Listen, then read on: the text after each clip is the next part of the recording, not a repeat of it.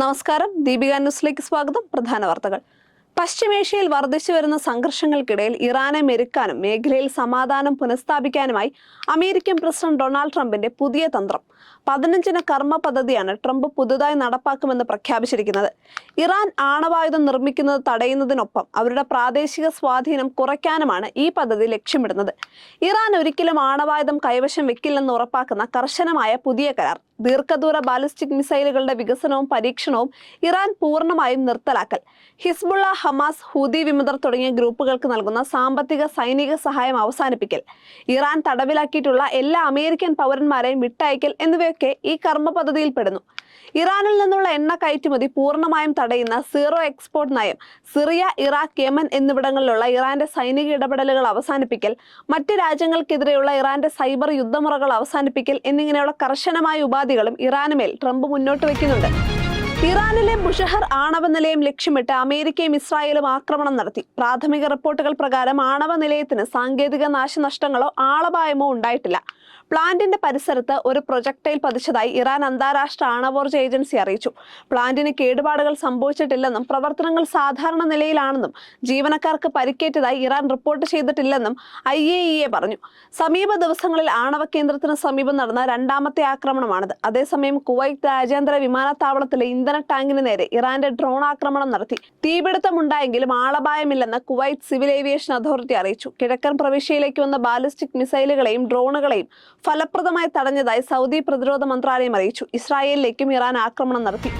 ലോക്സഭാ പ്രതിപക്ഷ നേതാവ് രാഹുൽ ഗാന്ധിയുടെ ഇന്നത്തെ കേരള സന്ദർശനം റദ്ദാക്കി. സോണിയാഗാന്ധിയുടെ അനാരോഗ്യത്തെ തുടർന്നാണ് യാത്ര റദ്ദാക്കിയതെന്ന് AICC വൃത്തങ്ങൾ അറിയിച്ചു.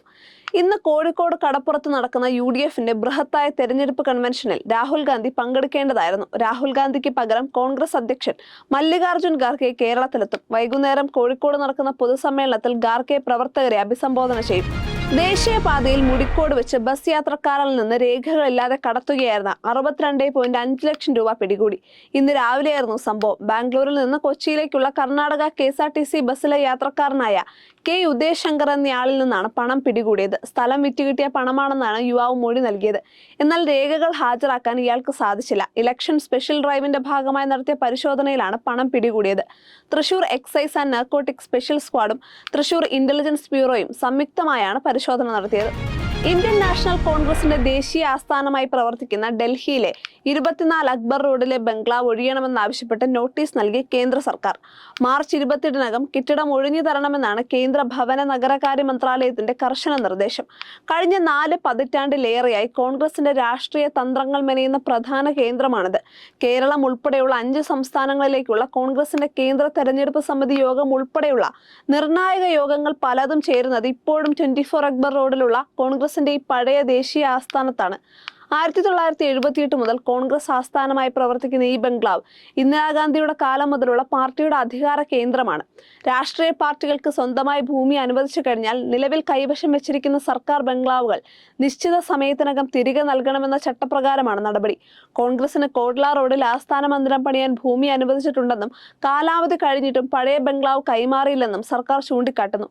എന്നാൽ പ്രധാന തെരഞ്ഞെടുപ്പുകൾ പടിവാതിൽക്കൽ നിൽക്കെ പാർട്ടിയെ പ്രതിസന്ധിയിലാക്കാനുള്ള രാഷ്ട്രീയ നീക്കമാണിതെന്ന് കോൺഗ്രസ് ആരോപിച്ചു. പുതിയ കെട്ടിടത്തിന്റെ പണി പൂർത്തിയാക്കാൻ കൂടുതൽ സമയം വേണമെന്ന് പാർട്ടി ആവശ്യപ്പെട്ടു. സ്വയം ലിംഗനിർണയം നടത്താനുള്ള അവകാശം ഇല്ലാതാക്കുന്ന ട്രാൻസ്ജെൻഡർ വ്യക്തികളുടെ അവകാശ സംരക്ഷണ ഭേദഗതി ബിൽ 2026 ഉടൻ പിൻവലിക്കണമെന്ന് സുപ്രീം കോടതി നിയോഗിച്ച ഉന്നതാധികാര സമിതി കേന്ദ്ര സർക്കാരിനോട് ആവശ്യപ്പെട്ടു.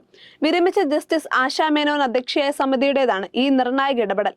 പുതിയ ഭേദഗതി ഭരണഘടനാ വിരുദ്ധമാണെന്നും 2014 ചരിത്രപ്രധാനമായ നൽസാ വിധിക്ക് വിരുദ്ധമാണെന്നും സമിതി ചൂണ്ടിക്കാട്ടി. ഒരാളുടെ ലിംഗം സ്വയം നിശ്ചയിക്കാനുള്ള അവകാശം മൗലികാവകാശമാണെന്ന് കോടതി നേരത്തെ വിധിച്ചിരുന്നു.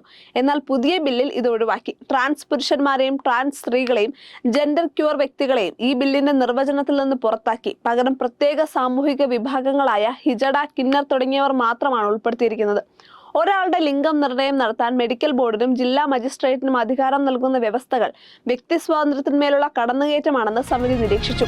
കുട്ടനാട്ടിലെ UDF സ്ഥാനാർത്ഥി റജി ചെറിയാന്റെ മാറ്റിവെച്ച നാമനിർദ്ദേശ പത്രിക സ്വീകരിച്ചു. വിശദമായ ഹിയറിംഗിന് ശേഷമാണ് റിട്ടേണിംഗ് ഓഫീസർ പത്രിക സ്വീകരിക്കാൻ തീരുമാനിച്ചത്. അതേസമയം വിഷയത്തിൽ കോടതിയെ സമീപിക്കുമെന്ന് CPM അറിയിച്ചു. 3 സെറ്റ് പത്രികയാണ് റജി ചെറിയാൻ സമർപ്പിച്ചത്. ഒരു സെറ്റ് പത്രികയിൽ പിന്തുണച്ചവരുടെ പേര് വിവരങ്ങൾ ഇല്ലാത്തതിനാൽ തള്ളി. തൊട്ടു പിന്നാലെ മറ്റ് 2 പത്രികകളിൽ LDF പരാതിയുമായി രംഗത്തെത്തുകയായിരുന്നു. കേസിന്റെ വിശദാംശങ്ങൾ ഇല്ല എന്നാരോപിച്ചാണ് ഇവർ പരാതി നൽകിയത്. Kochi Muziris biennale foundation president സ്ഥാനത്ത് നിന്നും ബോസ് കൃഷ്ണമാചാരി രാജിവെച്ചത് ലൈംഗിക ആരോപണത്തെ തുടർന്ന്. ജനുവരി 14-നായിരുന്നു ബോസ് കൃഷ്ണമാചാരി രാജിവെച്ചത്. വ്യക്തിപരമായ കാരണങ്ങളെ തുടർന്നാണ് രാജിയെന്നായിരുന്നു അന്ന് നൽകിയ വിശദീകരണം. എന്നാൽ ബിനാലെയുടെ ഭാഗമായി പ്രവർത്തിച്ചിരുന്ന യുവതി നൽകിയ ലൈംഗിക പീഡന ആരോപണത്തെ തുടർന്നാണ് ബോസ് കൃഷ്ണമാചാരി രാജിവെച്ചതെന്നാണ് ബിനാലെ ട്രസ്റ്റിന്റെ ചെയർമാൻ V. വേണു വെളിപ്പെടുത്തിയിരിക്കുന്നത്. ബോസ് കൃഷ്ണമാചാരിയുടെ കീഴിൽ ജോലി ചെയ്തിരുന്ന യുവതിയാണ് പരാതിക്കാരി. 2025 ഡിസംബർ 28-നാണ് പരാതിക്കിടയാക്കിയ സംഭവം. കൊച്ചി ബിനാലെയുടെ സ്ഥാപകരിൽ ഒരാളായ ബോസ് കൃഷ്ണമാചാരി 2012-ൽ സഹ ക്യൂറേറ്ററായിരുന്നു. മുൻപ് ലൈംഗികാരോപണത്തെ തുടർന്ന് 2018-ൽ കലാകാരൻ റിയാസ് കോമുവും ബിനാലയിൽ നിന്ന് രാജിവെച്ചിരുന്നു. മുസ്ലിം ലീഗ് നേതാവും മുൻ മന്ത്രിയുമായ MK മുനീറിന്റെ വീടിന്റെ വായ്പ അടച്ചു തീർത്തു. 49 ലക്ഷം രൂപയുടെ വായ്പയാണ് മുസ്ലിം ലീഗ് അടച്ചു തീർത്തത്. കാലിക്കറ്റ് ടൗൺ സഹകരണ ബാങ്കിൽ പണം അടച്ചു. പണം നൽകിയത് ലീഗിന്റെ അക്കൗണ്ടിൽ നിന്നാണ്. കാലിക്കറ്റ് ടൗൺ സർവീസ് സഹകരണ ബാങ്കിലെ വായ്പാ കുടിശ്ശികയെ തുടർന്ന് കോഴിക്കോട് നടക്കാവിലെ മുനീറിന്റെ ക്രസന്റ് ഹൗസിനാണ് ജപ്തി ഭീഷണി നേരിട്ടത്. പലിശയടക്കം 49 ലക്ഷം രൂപയുടെ ബാധ്യതയാണ് നിലവിലുണ്ടായിരുന്നത്. ഈ മാസം 31-നകം തുക അടച്ചു തീർക്കാത്ത പക്ഷം ജപ്തി നടപടികളിലേക്ക് കടക്കുമെന്നായിരുന്നു ബാങ്ക് നോട്ടീസ്. ഇതോടുകൂടി പ്രധാന വാർത്തകൾ അവസാനിച്ചു. സത്യസന്ധമായ വാർത്തകൾ അറിയാൻ ദീപിക ന്യൂസ് ഫോളോ ചെയ്യൂ.